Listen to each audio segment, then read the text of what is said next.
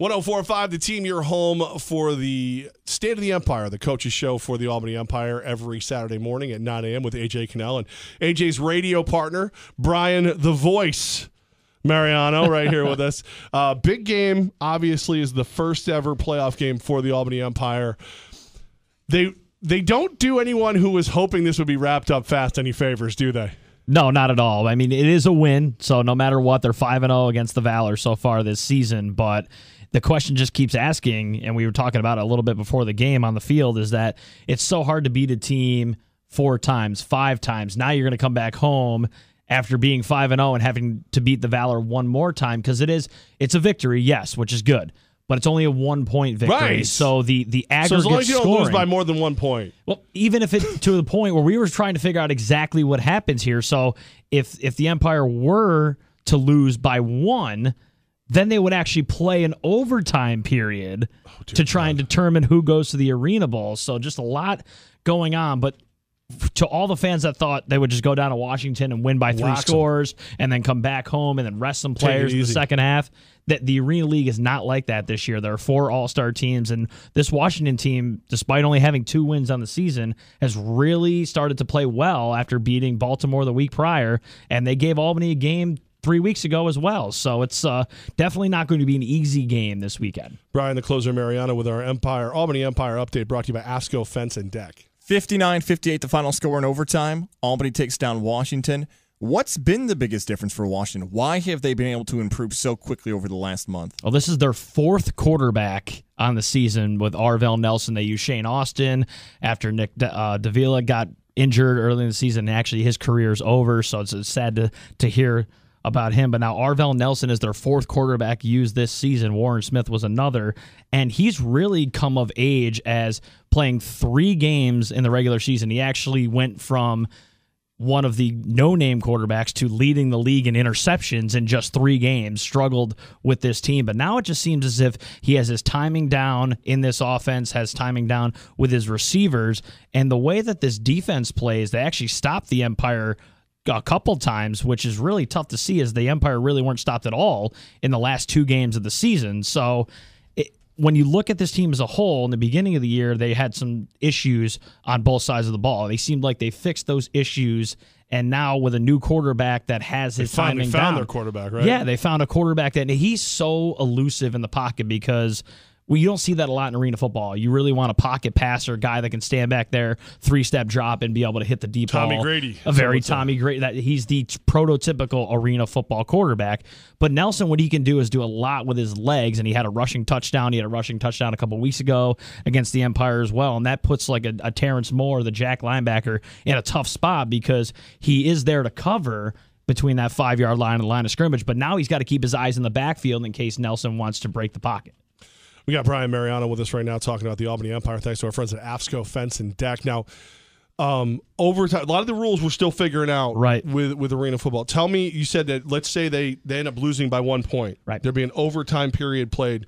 What are the overtime rules for arena football? So, and we were kind of doing this before the game, trying to get kind of a feel of what would happen, especially with this 2-game aggregate format. So what would happen is an overtime format in arena football is basically like your NFL overtime now. Each team will get a possession. The difference is, in the NFL rule book, if the first team that possesses the ball scores a touchdown, the game is over. That is not the case in arena football, because it's much easier to score touchdowns, and it happens so often that they allow the team to score in any which way, whether it be a field goal or touchdown.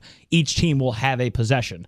So if you watch the game this weekend or listen to it on 105.7, we try to describe the reason why Rob Keefe decided to defer when they won the toss in overtime, because in his mind, like he told me after the game, if they had scored first, which Washington did, they scored a touchdown, went up by 7. No matter what, with this 2-game format, Albany was going to go for 2 if they scored anyway. Worst case, you're down. You win by 2 points. You're still moving on. Yeah. So they were down 1. If they didn't get it, they lose by 1. Okay, you're down 1 point, and you go back home. If you do get it, now you're up. You win. You're up by a point going back home. So it didn't really make much of a difference. But it was interesting as we were reading the rule book that if they had just kicked the extra point, then it becomes sudden death.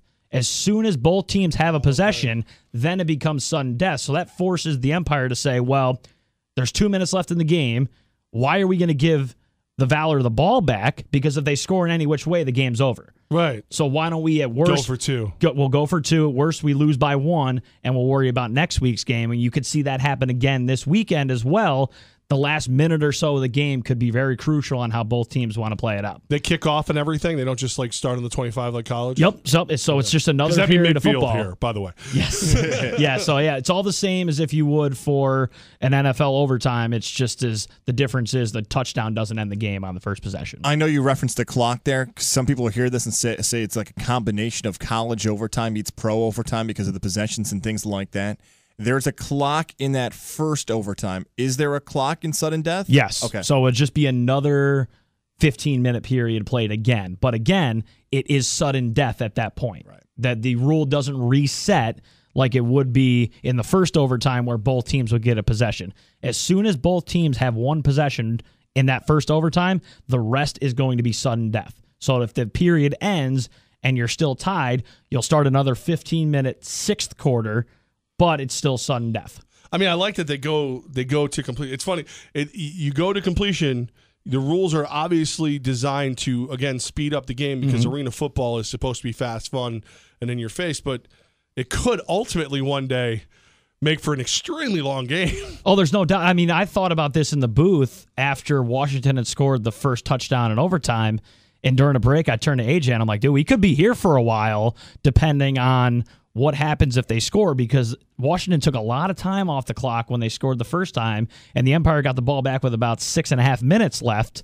I go, if they score again and there's still a minute left, it's possible Washington could, win the game. Yeah. Oh, right. Or if they take all the time off and try and score, that could be the end of the game, and we go to another overtime period. I'm like, my goodness, we're going to be in Washington until 2 a.m., but obviously Rob Keefe cleared that up knowing they were going for two the whole time. This may be a tough question to ask, especially because you're a part of the Empire broadcast team. But who does your hair? No, I'm sorry. I do it myself. The Empire win by 1 against the Valor in overtime. Right. The Philadelphia Soul lose by 12 to the Baltimore Brigade, and they have game 2 coming up against the Brigade next weekend as well.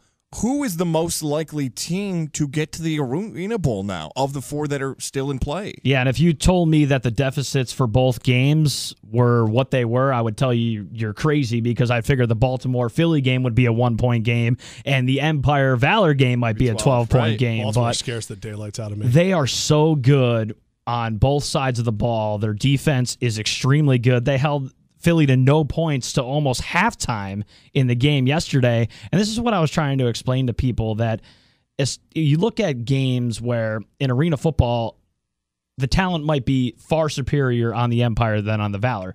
But with the overtime or with the onside kick rules, it's so hard to beat a team by 2 or 3 touchdowns, because a team can get an onside kick, get another possession, and now the game is close again.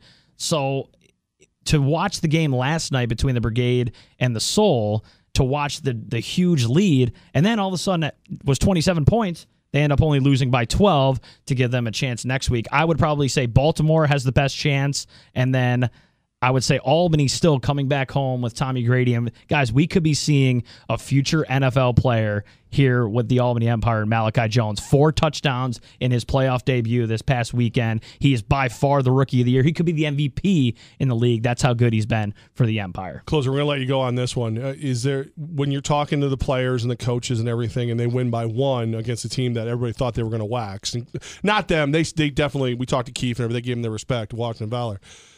Was there anyone who you heard who you thought might be a little nervous about this game coming up? I wouldn't say nervous. I think prepared, because not that they weren't prepared for this game this weekend, but I really don't know if they were ready for Arvell Nelson to play as well as he did, because he has been questionable throughout the regular season, and then he had a really good game against Baltimore. What's his first name again? Arvell Nelson. Like the popcorn. Yeah. Not Orville. Like the guy who's one of the Wright brothers. There's both Orville as well. You just missed though, guys. That's okay. You're ready for Saratoga this weekend. But you guys know a lot of Arvilles. I'm sorry. But I mean, if you looked at this game, a lot of the players were actually happy they came away with the win, because they got a lot of bar balls that went their way, a lot of calls that went their way, and you could argue that the intentional grounding at the end of the game probably cost them the win in regulation, but nonetheless, they had a lot of stuff go their way throughout the game, and they came out with a victory. So I think that they are understood how good this Valor team is now, not what they were 3 months ago, and are prepared for this weekend's game, especially at home. Brian the Closer Mariano, you can hear him on Alt 105.7 when the Empire play the Valor this Saturday night. You can also check him out during Big Board Sports and at the track, looking through throwing out tickets to try to find one more winner as he looks for value. I'm telling you right now, I'm putting a swear jar on our table. What? So whenever you say value during the afternoon show at the track, you're going to have to put like $1 in. I'm pretty sure I'm busy around that time now. I don't know. I just want to keep my money in my It's a pocket. good way for me to get back the money I'm going to lose on your picks. I'm actually looking up synonyms for value at the moment on my phone. which other words I use? I may have to actually respect that. All right, Closer, man. Thanks so much. We'll talk to you soon. Thanks, guys.